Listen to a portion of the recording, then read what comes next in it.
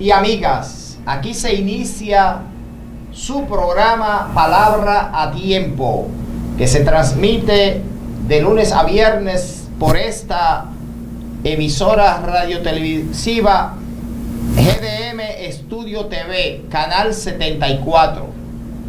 Quien les habla, el ingeniero Jesús Ogando, estará con ustedes.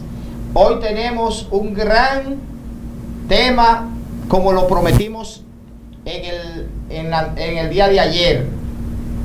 Queremos recordarles que está Arsenio Valdés en los controles.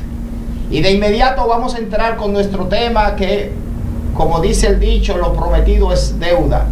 Habíamos prometido que hoy, que se cumplen 500 años de la Reforma Protestante, aquel día histórico cuando Martín Lutero clavó sus 95 tesis en la puerta de Wittenberg, de la capilla de Wittenberg, y les habíamos prometido que íbamos a traer a una persona ducha en la materia, que ha descollado en los estudios de este tema, y nos place presentarles a ustedes a nuestro hermano y amigo de hace muchos años, el licenciado José Antonio Flaquer. Buenas noches, José Antonio, ¿cómo estás? Gracias, muchas gracias. Cuéntanos, José Antonio Flaquer es economista, pero más que economista es un cristiano que ha estudiado la palabra y ha estudiado la historia. Y qué bueno tenerle hoy aquí con nosotros con este tema de la reforma, que hoy se conmemoran los 500 años. El 31 de octubre del 1517 fue esa fecha histórica. Dinos, Tony, vamos a hablar primero de los antecedentes históricos de la Reforma Protestante, porque antes de que ocurra el hecho, algo pasó antes de. Cuéntanos.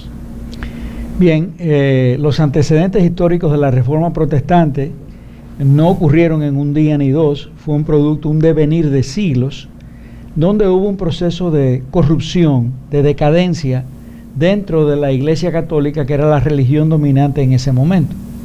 Mucho antes de la Reforma Protestante, desde hacía quizás 2 siglos y pico antes de la Reforma Protestante, ya habían habido varios personajes que fueron precursores de la Reforma, que antes de que se diese este evento que tú narras de la Reforma Protestante en Alemania con Martín Lutero, habían ya incursionado en una crítica a lo que estaba sucediendo en la Iglesia Católica debido a la corrupción moral que había, tanto en el clero católico como la corrupción de muchas doctrinas del cristianismo que el catolicismo romano había comprometido en una teología que no estaba definida y no estaba clarificada. Sencillamente había ocurrido así, se habían incorporado tradiciones, por ejemplo el tema de las indulgencias, donde en palabras sencillas, ¿verdad?, se les decía a las personas que podían comprar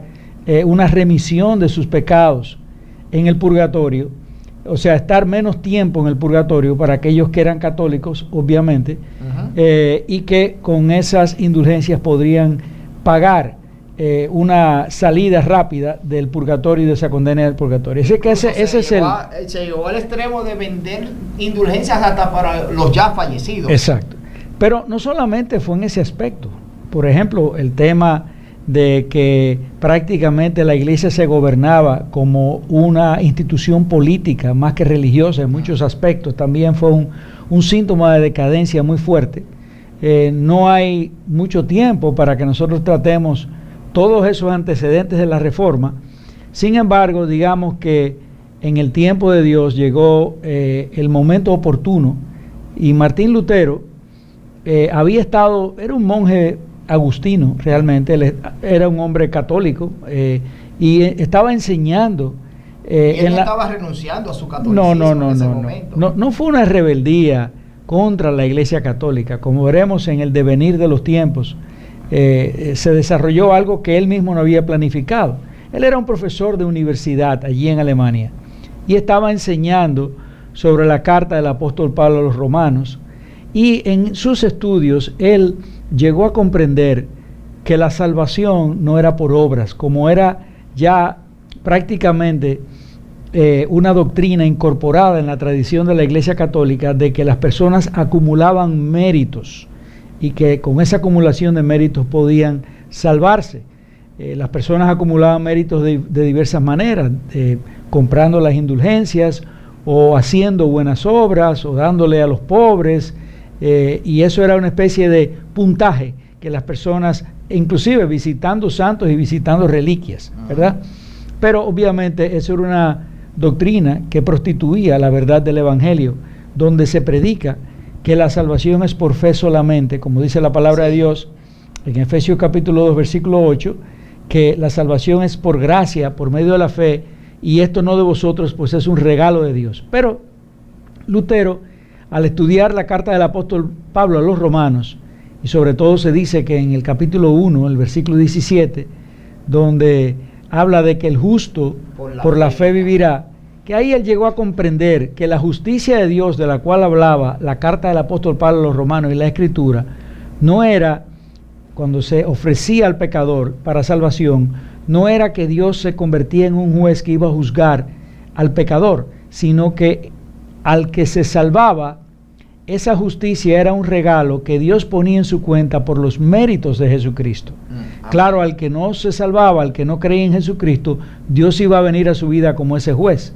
Pero al que aceptaba a Cristo como Señor y Salvador de manera genuina y con un corazón sincero, esa justicia le era puesta en su cuenta. Entonces eso él llegó a eso y él fue muy impactado.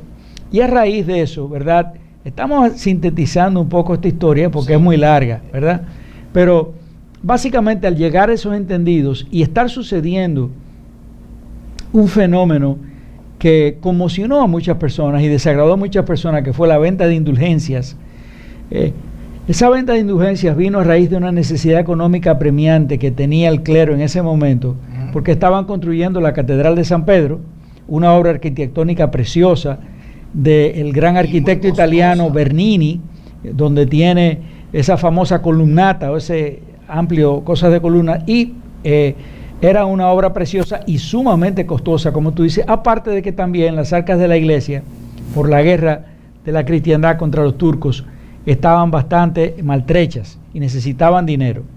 Entonces en esa época se compraban las capellanías, se compraban lo que le llamaban la simonía, en referencia a aquello que hizo Simón el Mago, que trató de comprar el don de Dios con dinero. Se compraban muchas de estos puestos oficiales de la iglesia. Entonces Alberto de Maguncia, que era en ese momento arzobispo de Maguncia, ¿verdad?, que era una región de Alemania, pagó para que se le diera el obispado de esa región, y le pagó aproximadamente 30,000 ducados de oro a la Iglesia Católica, una suma impresionante de dinero. Yo una vez me puse a hacer un cálculo y eso llegaba a ser más o menos más de 500 millones de dólares de la época de hoy, haciendo una extrapolación con esos 30,000 ducados. O sea que pagó una suma extraordinaria para que se le permitiera cobrar impuestos y vender indulgencias en esa región. Él cogió un préstamo de unos banqueros alemanes, le pagó a la Iglesia Católica y empezó a vender. Eso suscitó que Lutero se molestara, porque él veía en eso una contradicción de esa teología a la cual él había llegado finalmente a comprender a través de ese estudio a la carta de Romanos, de que la salvación es por gracia, por medio de la fe, y no por indulgencias que se puedan comprar. Lo vio eso como una corrupción. Entonces él presenta un escrito que en latín, ni siquiera lo presentó como para levantar una revolución ni nada. Fue un escrito de protesta contra lo que se estaba haciendo de una manera muy respetuosa, escrita en latín para que los doctos, porque ese era el idioma de las personas cultas en ese momento, pudieran discutir sobre ese tema. Pero el pueblo común no tuviera... Sí, pero había una circunstancia particular y especial en Alemania en ese momento, y es que ya se estaban dando muchos elementos que fueron favorables a la reforma políticamente. Las manos el hecho de que de Dios, la providencia de Dios que estaba obrando, y es el hecho de que la nobleza alemana estaba muy resentida con la Iglesia Católica porque estaban cobrando impuestos en sus dominios, y además de eso ejercían mucho poder que limitaba el poder de los príncipes y que limitaba el cobro de los impuestos de los príncipes. Y los tenía muy molestos eso a ellos. Entonces alguien tradujo esas tesis, esas 95 propuestas de Lutero, llamadas las tesis de Lutero, que él clavó en la puerta de Wittenberg, y eso, porque recuérdate que ya la imprenta estaba funcionando, y ese fue un elemento vital en la propagación de todas estas ideas y en la explosión que tuvo la Reforma Protestante. Así es que se tradujo ese documento al alemán, y eso corrió como pólvora, y finalmente el clero llevó esto al Papa, y ahí se suscita esa contienda que comienza, donde el Papa manda enviados a interpelar a Lutero y a reunirse con él para tratar de que él se retractara de eso. Y él intentó a través de varias personas, hasta que finalmente, sin éxito, porque siempre Lutero decía, demuestren por las Escrituras que yo estoy equivocado. Sin éxito, finalmente, se produce el incidente muy famoso en la dieta de Worms, y la dieta no era un régimen alimenticio, sino sencillamente era una especie de senado, un congreso político que había, donde se tomaban decisiones importantes, y en esa dieta de Worms iba a asistir nada más y nada menos que Carlos V, emperador de Alemania y también rey de España en ese momento, hijo de Isabel la Católica, ¿verdad? Y él iba a asistir a esa dieta. Entonces el Papa le pide que incluya a Lutero en esa agenda, y ahí es donde Lutero se presenta, y Lutero es conminado, se le hacen dos preguntas, se pusieron los libros de él en una mesa, y se le hacen dos famosas preguntas, que tú las conoces muy bien. Sí. Usted fue el que escribió esto, esa es una de las preguntas. Exacto. Y la segunda, ¿usted se retracta de esto que ha escrito? Exacto. Él trató de explicar, pero a él nada más dieron oportunidad de dos preguntas. Entonces, finalmente, él, ante la segunda pregunta, si él se retractaba, pidió tiempo. Él tenía mucho miedo, estaba asustado, como hubiéramos estado obviamente cualquiera de nosotros en una situación como esa. Y finalmente, exactamente, él pide tiempo, y al día siguiente es cuando él, frente a 200 príncipes, marqueses, duques, 30 obispos y una serie de personajes importantísimos, y 5.000 personas que asistieron a esa dieta, es donde él declara que a menos que a él le demostraran por las escrituras que él estaba equivocado, ¿verdad?, él no se podía retractar de eso, ni quería retractarse, y que su conciencia estaba, y esto es muy importante, esto que él dijo, atada a la palabra de Dios. Y esto es muy importante porque esto fue uno de los lemas de la Reforma, sola escritura. Es decir, mi conciencia está atada no a los papas, no a los concilios, no a ningún maestro de la iglesia, sino que mi conciencia está atada a la palabra de Dios. Y esto fue una de las famosas 5 solas de la escritura, de la Reforma Protestante. 5 propuestas teológicas que podían definir lo que fue la Reforma Protestante: sola escritura, sola fe, sola gracia, solo Cristo y soli Deo gloria. Es decir, todas las cosas se hacen para la gloria de Dios. Así es que esto básicamente fue, en pocas palabras, ¿verdad?, una breve reseña de lo que fue el desarrollo histórico de los eventos que dieron lugar a la Reforma Protestante. Entonces, en resumen, ya tú has hablado bastante, pero quisiera saber si tú puedes resumir las 95 tesis. Ya sabemos que las 5 solas lo resumen todo, pero esas 95 tesis, tú puedes decir brevemente qué era lo que contenían. Básicamente era una protesta por cómo se estaban manejando los asuntos en la iglesia. Protestas que no eran nuevas, como te dije. Por ejemplo, un humanista católico muy reconocido en esa época, contemporáneo de Lutero y muy famoso, erudito, que fue el que compiló los textos en griego y produjo ese Nuevo Testamento que se llama el Textus Receptus, que fue Erasmo de Rotterdam. Ya había criticado a la Iglesia Católica en un libro que él escribió que se llamaba El Elogio de la Locura, donde él hablaba de todos esos desmanes que estaban pasando en la Iglesia Católica. Eso no era nuevo, eso se había hablado ya. O sea que lo que Lutero hizo realmente si no hubiese habido la reacción que tuvo la Iglesia Católica frente a él, a lo mejor por la providencia de Dios, eso no hubiera pasado de ahí. El problema es que se radicalizó el asunto y también estaban dadas las condiciones en el tiempo de Dios, en la providencia de Dios, para que estos eventos se dieran, y había una conjunción de factores políticos, como te dije, donde los príncipes alemanes querían realmente una independencia de ese dominio de la Iglesia Católica en sus territorios. Ok, entonces, también todo aquí tiene que ser breve, porque este es un tema tan amplio que nos tomaría meses, imagínense, 500 años de historia, pero brevemente, ¿puedes explicarnos esas 5 solas de la Reforma Protestante? Sí.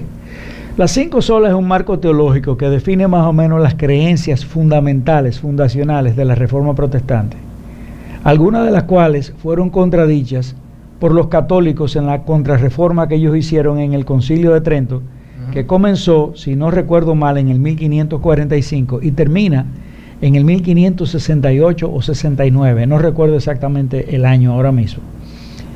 Pero básicamente, primeramente, la sola escritura es que solamente la autoridad de la escritura es la única, real, verdadera autoridad sobre la vida de un creyente. Ni la opinión de un papa, ni la opinión de un obispo, ni la opinión de un pastor, ni la opinión de nadie, absolutamente nadie, ni de concilios, ni tradiciones, pueden estar por encima de la opinión de la escritura. Y con esto, aclaro, que no estamos negando la importancia que tiene el magisterio de la iglesia, es decir, personas que conocen las escrituras, que enseñan las escrituras, que escriben comentarios, que escriben libros. No estamos diciendo todo eso es basura, tírenlo. No, estamos diciendo que la única autoridad que hay realmente es las escrituras. Lo que ellos digan que se acerca a la escritura, lo podemos aprobar. No, lo que ellos digan que concuerde con las escrituras, lo podemos aprobar. Eso mismo iba a decir. Y cualquier opinión que ellos tengan que nosotros no encontremos en las Sagradas Escrituras o que sean contradictorias a las Sagradas Escrituras, nosotros no podemos aceptarlas como buena y válida. Así que básicamente eso era en un momento donde la voz del Papa y el magisterio de la Iglesia prácticamente estaban por encima de lo que enseñara la palabra, porque recuerda que el pueblo común y corriente no conocía la Biblia. Por varias razones. Primero, la Biblia estaba escrita, la Biblia que había, inclusive la de Erasmo de Rotterdam, era el Erasmo toma para su Textus Receptus la Vulgata Latina, que fue una traducción de Jerónimo, un padre de la iglesia, que se hizo, si mal no recuerdo, porque ahora mismo no tengo la fecha exacta, en el siglo IV. Pero lo que hace Jerónimo fue que él tradujo la Biblia la traduce de los textos hebreos y griegos. El Nuevo Testamento fue escrito en griego y el Antiguo Testamento fue escrito en hebreo, y lo traduce al latín, y se llama Vulgata porque era el lenguaje común de las personas, ¿verdad? Entonces por eso se llamó la Vulgata. La Biblia estaba solo en latín, las misas que daba la Iglesia Católica eran en latín, o sea, la gente no conocía la escritura, los cantos que hacían eran en latín. Con la Reforma Protestante es la primera vez que se introduce, ¿verdad?, la traducción de la Biblia a los idiomas del pueblo, y Lutero traduce la Biblia al alemán. Fue una traducción extraordinaria. Dicen que quizás es una de las obras que con más pureza idiomática que tenía, que se ha escrito en alemán, fue la Biblia, la traducción de Lutero. Luego John Wycliffe traduce la Biblia del español, de la Vulgata al inglés, ¿verdad?, en la famosa versión del Rey Jaime, de la King James Bible, y por supuesto para la versión española nuestra, Casidoro de Reina y Cipriano de Valera, mártires, también tradujeron al castellano estas Biblias que se llama la Reina Valera, que nosotros conocemos. Pero entonces la gente empieza a manejar la palabra de Dios, empieza inclusive a cantar en sus idiomas populares, normales, y empieza a haber un canto congregacional. O sea, realmente fue algo que reformó, que transformó la iglesia en ese momento de una manera extraordinaria. Bueno, tenemos que ir a una pausa. Cuando regresemos, continuaremos con este tema tan interesante de la Reforma Protestante. Siga en su programa Palabra a Tiempo.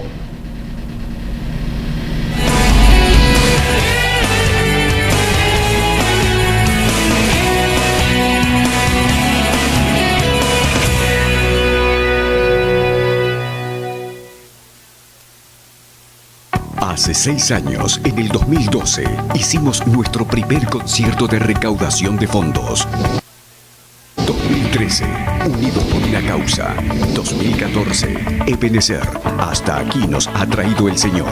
2015, Alcanzando las Naciones. 2016, Gracia. 2017, Exaltable. Invitados especiales, Iglesia Bautista Internacional. Grupo de adoración de Iglesia Oasis. Grupo de adoración Iglesia Bautista Osama.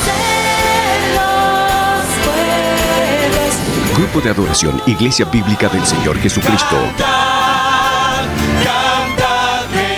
Todos unidos en una noche de exaltación al que está sentado en el trono. Viernes 17 de noviembre, 8 de la noche, en el auditorio de la Iglesia Bautista Internacional, calle Las Caobas, Santo Domingo, República Dominicana. Valor de la boleta, 500 pesos. Organiza Radio Eternidad, impactando el presente con un mensaje eterno. Venta de boletas online en nuestra página web www.radioeternidad.com. Mayores informes al 809-566-1707. Concierto Exaltable. Con tu ayuda y colaboración podemos seguir impactando el presente con un mensaje eterno.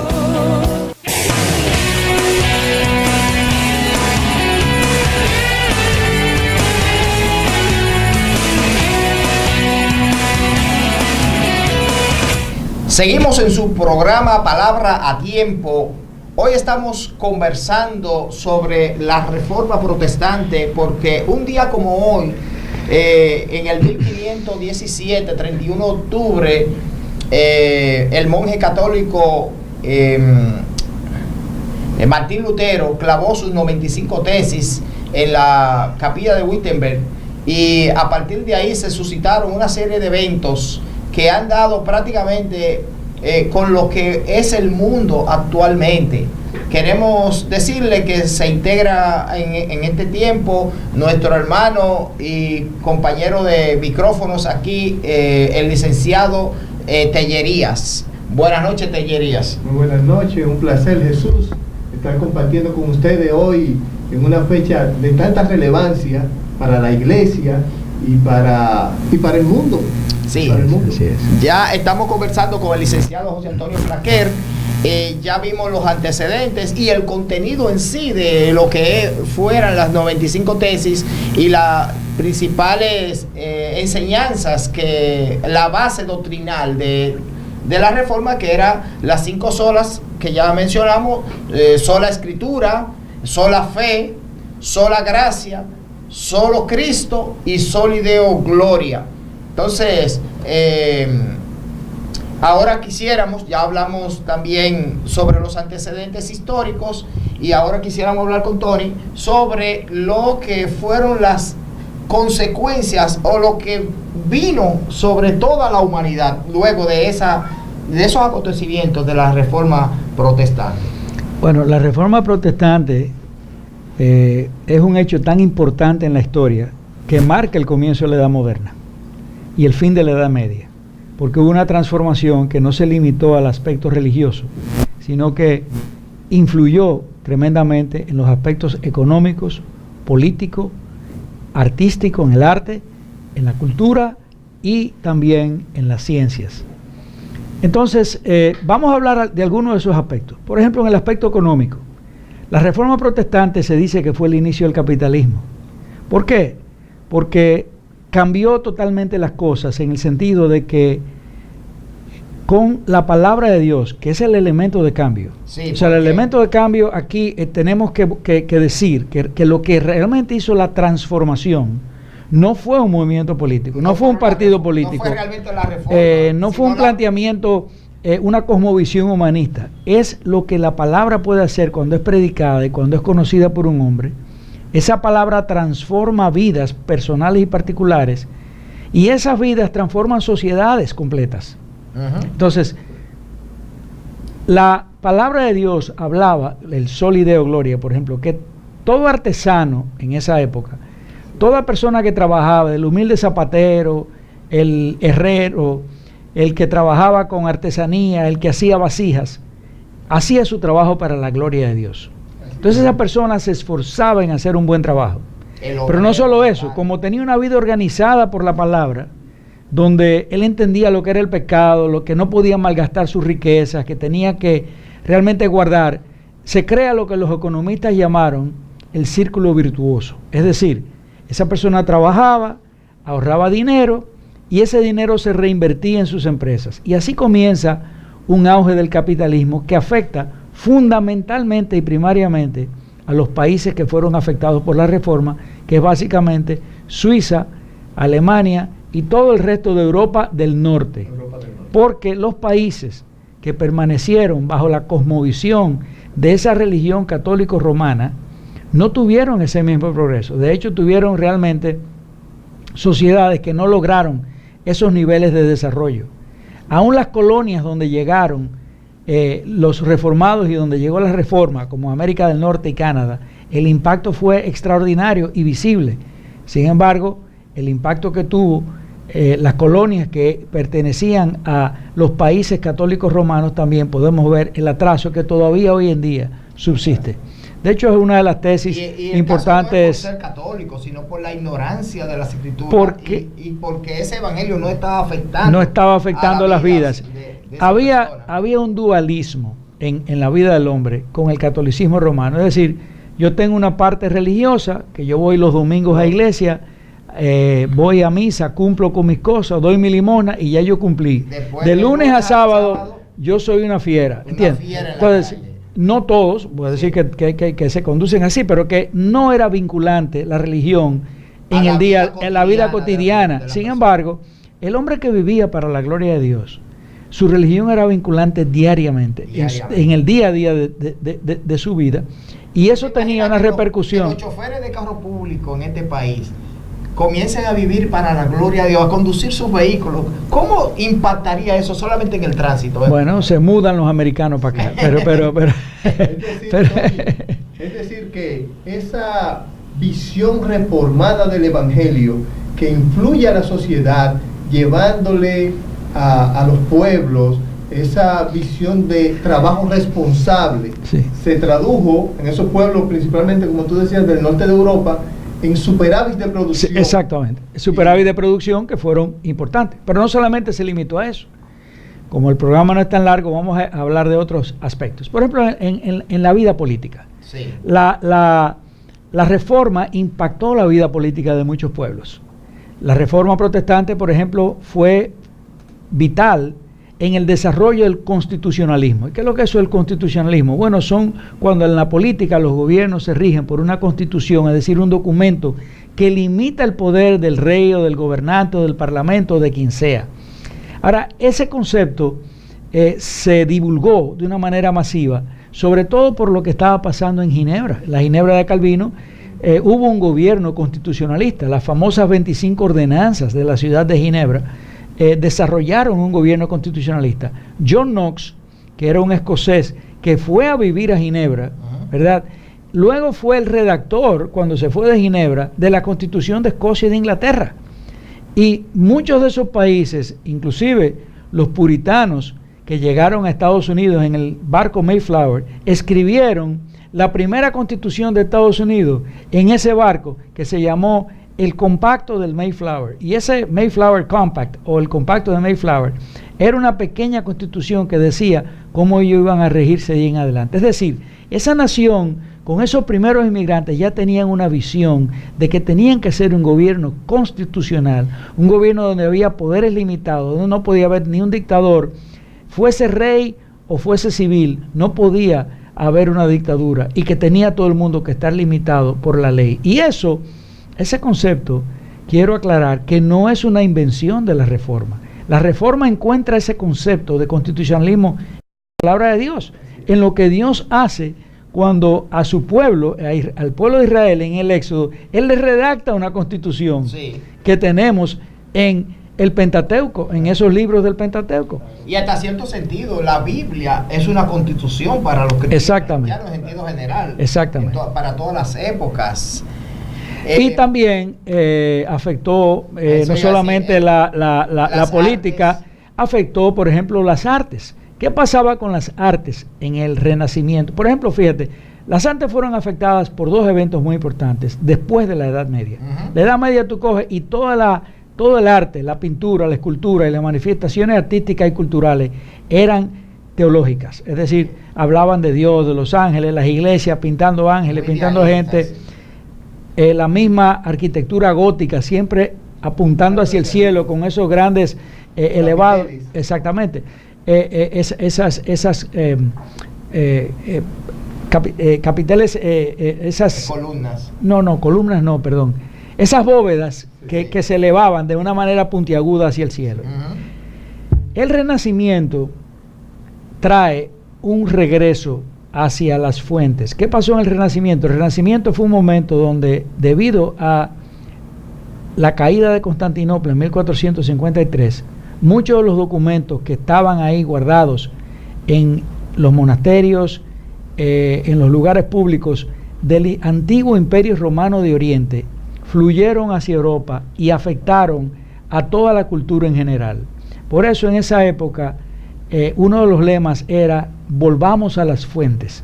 Y eso es decir, vamos a estudiar los originales de los griegos que escribieron y volvamos otra vez a los clásicos y revisemos esa historia que va a ser de bien para nosotros. Con esa revisión surge el Renacimiento, ¿verdad? Sí. Y viene en el arte del Renacimiento un arte que es muy voluptuoso, un arte que es muy erótico, ¿verdad? Porque el Renacimiento fundamentalmente fue un movimiento humanista secular. Sin embargo, también esa vuelta a las fuentes influyó a los reformadores, porque ellos querían también volver a las fuentes de los documentos originales de la escritura, ¿verdad? Sin embargo, el arte de la Reforma fue un arte que también revolucionó el concepto artístico de solo religión y empezó a hablar del hombre común. Por eso tuve artistas como el holandés Vermeer, ¿verdad? Que pintaba una lechera, que pintaba una vendedora de perlas, que pintaba personajes de la vida común, o un mismo Rembrandt que pintaba también personajes que anteriormente, porque solamente se pintaban a los nobles, a los reyes, a los aristócratas, a los santos, pero ahora empieza a pintar personajes como el doctor Tulp, por ejemplo, un individuo que era un científico, un médico, operando en una sala de operaciones. Y esa fue parte de la revolución, porque el arte volvió a la cotidianidad, a hablar del hombre propiamente, de ese hombre que había sido redimido, ¿verdad? O que era la expresión, vamos a decir, la imagen de Dios sobre la tierra en su trabajo normal y secular. Y cotidiano. Y las canciones. Y la música también sufrió una tremenda transformación, porque como resultado de la Reforma, el canto volvió a las iglesias, pero el canto masivo, popular, donde las personas que anteriormente no participaban en el canto, ahora participaban en el canto, y se crea una música, ¿verdad? Se crea todo este avivamiento musical que influye grandemente en artistas muy importantes como en Johann Sebastian Bach, por ejemplo, que al final de sus escritos siempre terminaba poniendo Soli Deo Gloria, es decir, sus documentos eran escritos para la gloria de Dios, como era una de las 5 solas de la Reforma. Después también de la Reforma, él escribía para la gloria de Dios y también el deleite del pueblo, porque exactamente. Sí, porque anteriormente todo era nada más sacro, sí. Y después entonces ese arte le permitió abrirse a que el pueblo disfrutara. Él escribía música. Claro, siguió escribiendo música sacra, Bach, sí, pero claro. También, y era organista en una iglesia, pero también él escribió muchas piezas que no tenían nada que ver con religión. Exacto. Ni nada. Eso es lo que pero la verdad es que en el caso mío, no sé a usted, pero para mí es uno de mis artistas favoritos, Bach. Sí. Porque la verdad es que Sí, realmente él ha dejado un legado histórico y que tiene muchos seguidores todavía. Sus piezas son preciosísimas y a mí me gusta mucho escuchar. Hay una emisora que es la Raíces, que ahí toda esa música clásica es preciosísima. Entonces, ¿cuáles otras áreas fueron finalmente la ciencia fue muy impactada. Okay. ¿Y por qué la ciencia fue impactada? Porque simple y sencillamente, para nosotros hacer ciencia tenemos que partir de una premisa bíblica. ¿Cuál es la premisa bíblica? Que existe algo como una ley natural en el universo. Sí. Si tú no partes de la presuposición de que hay una ley natural en el universo, tú no puedes teorizar sobre leyes de la naturaleza ni leyes de la ciencia.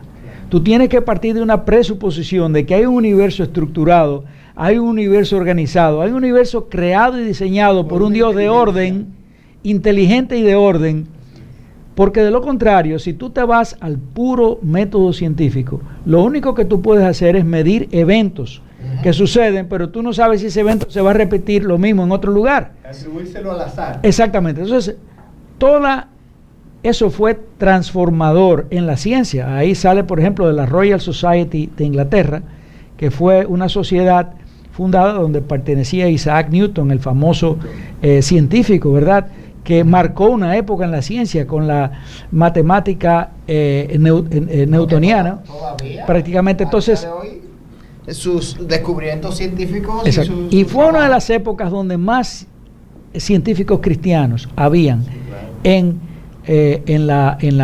Europa en ese momento. Mira, Descartes, podemos citar a Descartes. Descartes también, aunque, ¿verdad?, en Descartes, que él no lo visualizó así, pero comienza el problema, porque a partir de Descartes y de todo lo que sucedió, ahí vino el racionalismo y vino la ilustración. Sí. Y no era que él no estaba buscando, de hecho yo creo que él era un sincero creyente, no sé si era un verdadero creyente o no, pero por lo menos era un hombre que se manifestaba como cristiano y que creía que estaba haciendo las cosas para la gloria de Dios. El problema es que ahí comienza una aventura con la razón que pudo haber sido maravillosa, pero que terminó mal. Pudo haber sido maravillosa porque los cristianos somos los primeros que tenemos que reconocer que nuestro Dios nos creó a nosotros como seres racionales. Esa es la imagen de Dios. Cuando Dios crea al hombre a su imagen y semejanza, no es porque nosotros no podemos semejarnos a Dios, porque Dios es espíritu, pero Dios crea al hombre con voluntad, con intelecto y con emociones. Y ese intelecto racional es el reflejo de la imagen de Dios. Entonces nosotros debemos de usar la razón, porque es la manera en que nosotros podemos conocer acerca del mundo que Dios creó.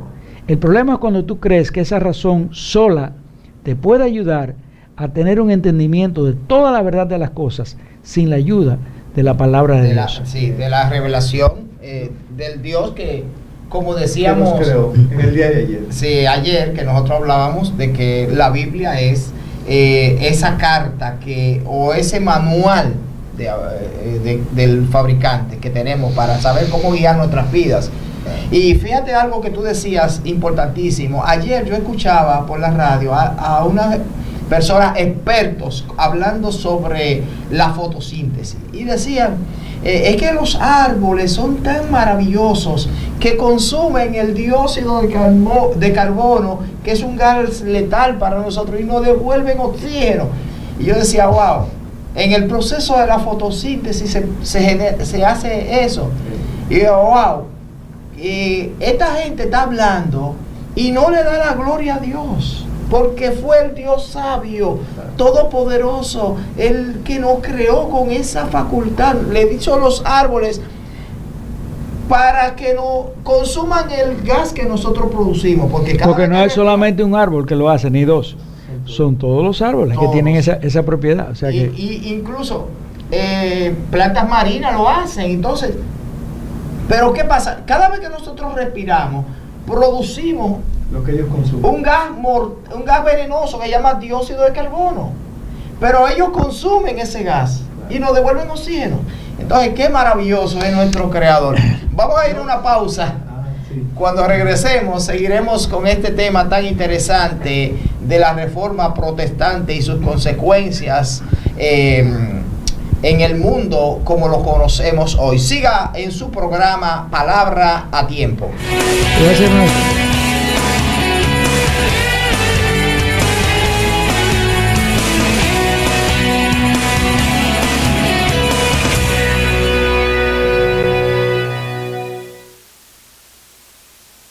Hace 6 años, en el 2012, hicimos nuestro primer concierto de recaudación de fondos. 2013, Unidos por una Causa. 2014, Ebenecer. Hasta aquí nos ha traído el Señor. 2015, Alcanzando las Naciones. 2016, Gracia. 2017, Exaltable. Invitados especiales, Iglesia Bautista Internacional. Grupo de adoración de Iglesia Oasis.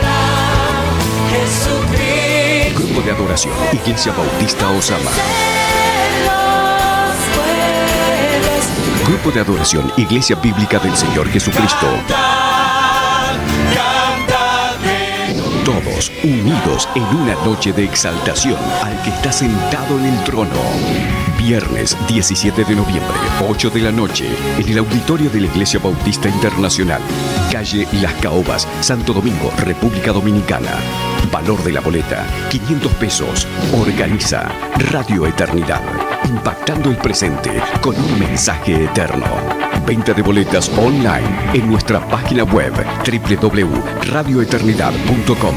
Mayores informes al 809-566-1707. Concierto Exaltable. Con tu ayuda y colaboración podemos seguir impactando el presente con un mensaje eterno.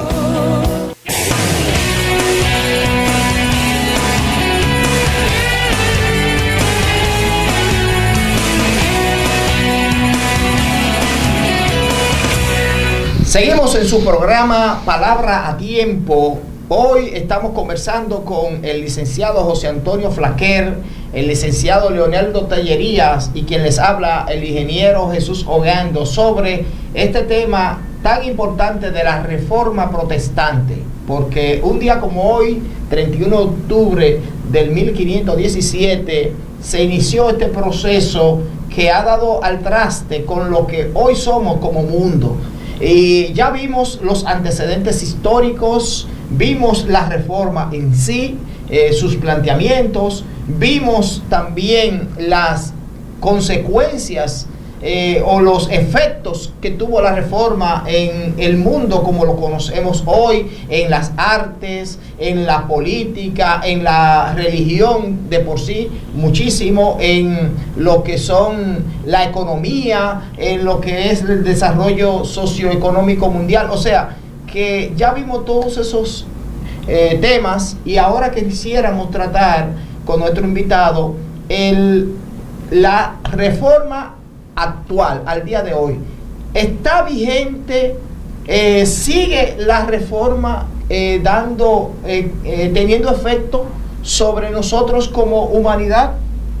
Claro que sí, obviamente. De hecho, como te dije, muchos países hoy en día están parados sobre estructuras que creó la reforma protestante. Aunque tristemente esos países, esas naciones han negado y están tratando de negar, ¿verdad?, ese origen cultural que tienen, que se lo deben en gran parte a la reforma protestante, y yo creo que esos países van a pagar la consecuencia de eso que está pasando. Eso lo vemos en ese laicismo y en ese humanismo secular que se está desarrollando sobre todo en los países de Europa, la Europa que era la Europa protestante de antes, ¿verdad? Y en otros países que asumieron esa reforma, pero que hoy están en un neopaganismo, negando sus orígenes cristianos. Ahora bien, yo creo que los elementos que dieron origen a esa reforma y que sostuvieron esa reforma y que fueron los postulados fundamentales de esa reforma, debemos seguirlo, tratar de propagar. Sobre todo, hablemos un poco de América Latina, donde hay un despertar, ¿verdad?, por esas verdades de la reforma protestante, y hay una sed tremenda por la palabra. Y uno de los distintivos de esa reforma fue precisamente el reconocimiento de esa autoridad de las Escrituras como suficientes, como relevantes, como la norma de fe y conducta para el creyente. Norma de fe y conducta y única autoridad legítima, absoluta para el creyente. Hay iglesias, por ejemplo, que son confesionales, es decir, que tienen una confesión de fe, pero esas confesiones de fe nunca pueden ser puestas por encima de las Escrituras. La Escritura siempre tiene que estar por encima de esas confesiones de fe. Y realmente ese amor por la palabra, esa sujeción a la palabra y el amor al estudio de la palabra son fundamentales en la reforma de la iglesia. Uno de los postulados de la reforma protestante era que una iglesia reformada siempre debería estar reformada. Exacto. La reforma es un proceso que no termina. Exacto. La reforma es un proceso que no termina. La iglesia reformada siempre reformándose. Ese fue uno de los motos que había. Entonces, la idea es, tú nunca vas a encontrar una iglesia que dice, ya yo llegué, ya yo soy perfecta en esta tierra. La única iglesia perfecta va a ser cuando Cristo vuelva y nosotros seamos unidos a Él en un solo cuerpo.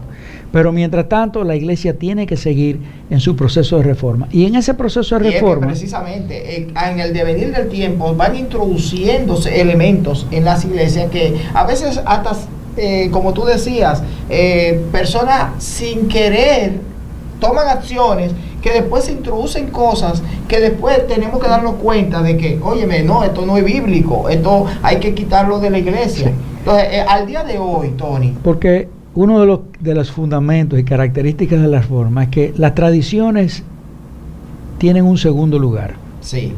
El primer lugar lo tiene la palabra de Dios, la palabra indiscutible. Y cuando esa tradición es contraria a la palabra, hay que quitarla. La experiencia. En el día de hoy se está el principio bíblico de la reforma es que lo que no está aprobado por la Biblia y es contrario a la Biblia, hay que quitarlo. Sobre todo, por ejemplo, el principio bíblico de la adoración. No, el principio regulativo de la adoración, ¿verdad? Que aquello que no ha sido mandado por Dios en la adoración a Dios no debe ir. No debe estar presente. No debe estar presente. Lo que el dueño de la iglesia ha mandado. Amén, exactamente. Pero actualmente hay muchos que dicen, yo puedo hacer lo que Él no ha prohibido. Sí. No todas las tradiciones necesariamente son malas, pero tú no puedes poner una tradición por encima de la palabra y por encima de lo que la palabra manda. Hay un elemento muy importante en la iglesia reformada que debe hacerse presente también en la iglesia, y es el tema de la disciplina eclesiástica. Porque la iglesia tiene que ser santa y tiene que vivir una vida de santidad. Era muy importante. Bueno, de hecho, el primer gran problema que tuvo Calvino en la iglesia de Ginebra, que lo expulsaron de la iglesia de Ginebra, fue porque intentó hacer una disciplina eclesiástica con personajes muy importantes de Ginebra y lo sacaron de la iglesia. Entonces, esa necesidad de mantener la pureza de la iglesia a través de la disciplina eclesiástica instituida por Dios en su palabra, y volvemos al principio de la palabra, es necesaria. Y eso se ha perdido, no solamente en las iglesias en Latinoamérica, sino donde lamentablemente no hemos sido iglesias fuertes en doctrina, sino aún en las iglesias protestantes que fueron herederas de la Reforma en Alemania, en Estados Unidos y en todos esos países. Ese principio de la disciplina eclesiástica se ha ido perdiendo grandemente. Pero principalmente para que haya disciplina eclesiástica es necesario que haya una membresía formal, y muchas iglesias al día de hoy no tienen la membresía formal. Sí. ¿Tú querías decir algo? Sí, apuntalando eso mismo que decía Tony, la disciplina eclesiástica instituida por la palabra de Dios, no es un invento de nadie, ha sido sustituida por el pragmatismo dentro de la iglesia. Exacto. Y eso debe movernos a preocupación. Sí, porque parte de lo que la reforma nos enseña es ir a la palabra para saber cómo conducirnos en la casa de Dios. Entonces, lamentablemente, somos hijos de una época donde, como tú bien dices, somos muy pragmáticos, queremos ver resultados rápidos, y lo que están haciendo muchas iglesias aplicando principios de mercadeo para ver cómo esas iglesias crecen. Hemos asumido la cultura del mundo. La reforma afectó al mundo y transformó al mundo.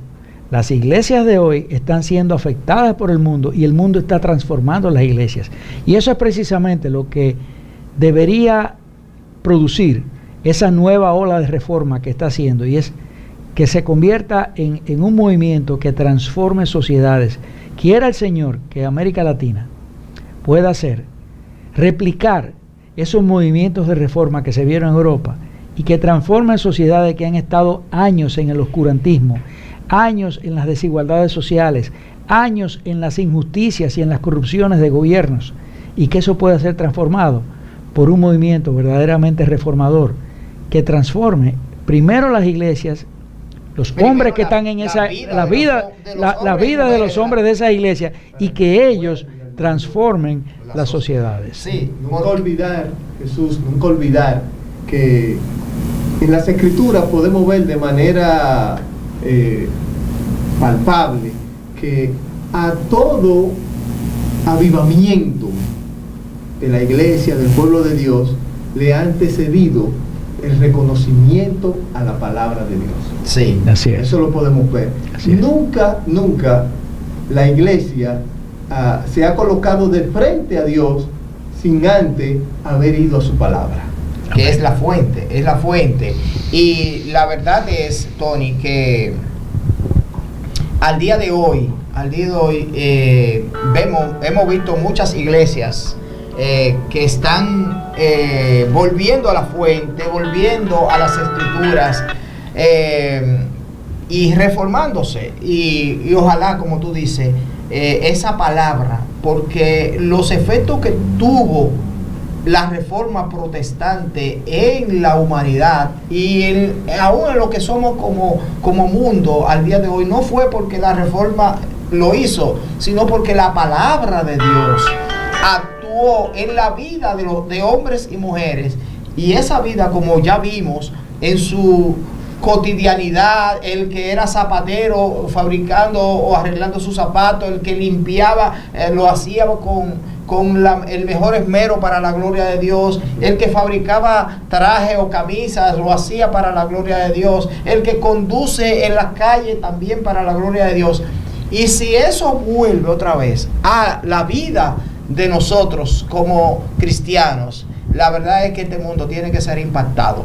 Estamos llegando, Tony, al final de nuestro programa. Queremos que si tienes algún mensaje o algo adicional que quieras decir antes de llegar al final.